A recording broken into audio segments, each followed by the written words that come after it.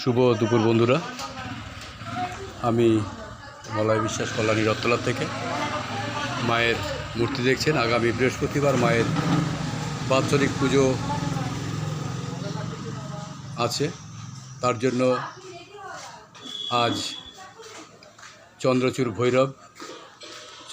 ভৈরবের পুজো আজকে আগে হবে। মায়ের নির্দেশ আছে। এটা তারাপীঠেও যখন মায়ের মূর্তি প্রতিষ্ঠা হয়েছিল তখন মায়ের আদেশে পাশে দেখবেন চন্দ্রচূড় ভৈরবের মন্দির আছে, সেখানে আগে পুজো দিয়ে না দিলে পরে মায়ের পুজো সম্পন্ন হবে না। ওই জন্য মায়ের নির্দেশে চন্দ্রচূড় ভৈরবের পুজো আগে হয়। এই চন্দ্রচূড় ভৈরবের এখানে শিবলিঙ্গ রাখা আছে। চন্দ্রচূড় ভৈরব অর্থাৎ ভগবান শিব, ওনার পুজো আগে, চন্দ্রচূড় ভৈরবের পুজো আগে না হলে পরে মা পুজো গ্রহণ করবে না, মার পুজো সম্পূর্ণ হবে না। যার জন্য চন্দ্রচূড় ভৈরবের পুজো আজকে হচ্ছে এখানে অনুষ্ঠিত।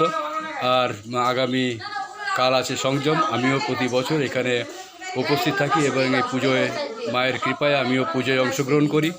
যার জন্য আমি আগামী বৃহস্পতিবারে আমি যতটুকু পারবো আপনাদের পুজোটা দেখানোর চেষ্টা করব। অবশ্যই চেষ্টা করব আমি আপনাদের দেখানোর।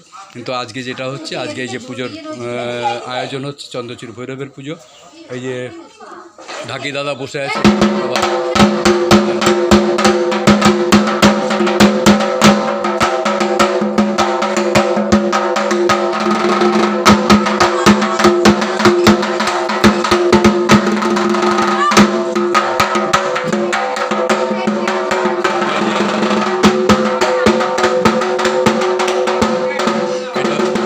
এটা হচ্ছে দিদি।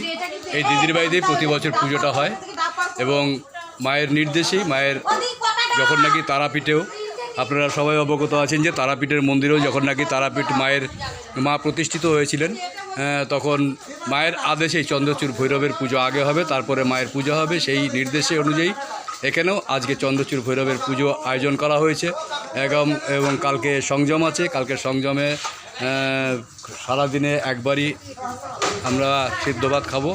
যাই হোক, আমিও উপস্থিত থাকি। মায়ের কৃপায় আমি এখানে উপস্থিত থাকতে পারি, সেটা মায়েরই দয়া, মায়ের আশীর্বাদ আছে বলেই আমার দ্বারা সেটা সম্ভব হয়।